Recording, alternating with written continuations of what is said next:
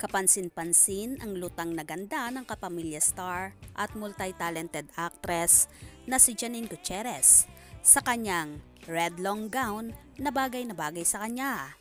Halos lahat naman ay namangha sa kagandahan at kaseksihan ng kapamilya star.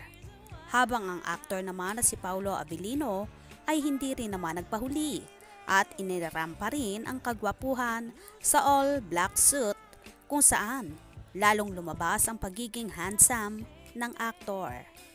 Anyway, tila real na real pa rin naman ang pag-iibigan ng Paunin dahil ayon nga sa ilang fanay ay hindi umiiwas si Janine kay Paulo dahil kung talaga daw umiiwas ang dalaga, sana hindi sila magkasunod sa pagrampa.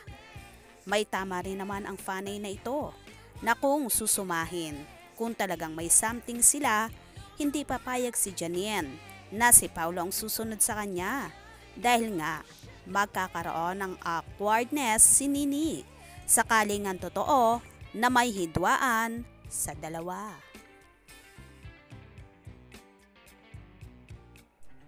Bilang patotoo, napansin nyo ba ang mga suot-suot nilang singsing na tila ba may pagkakahawig?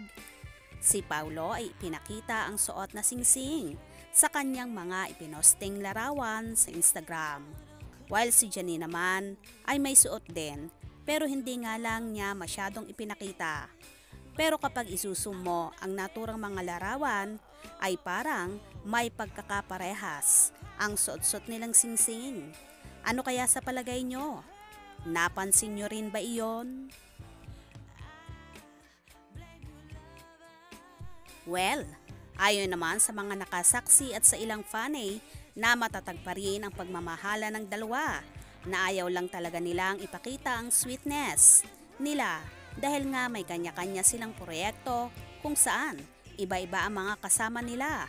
Kaya naman ayon sa ilan, hindi sila pwedeng magpakita ng kilig moments dahil hindi nga sila ang magkatambal sa mga projects na ginagawa at gagawin pa.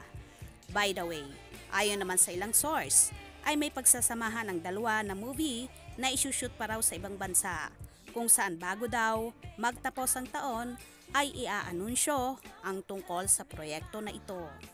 Kaya humanda na ang Paunin fanay. For sure, grabing kilig na naman ang ibibigay na paayuda ng Paunin sa kanilang mga tagahanga.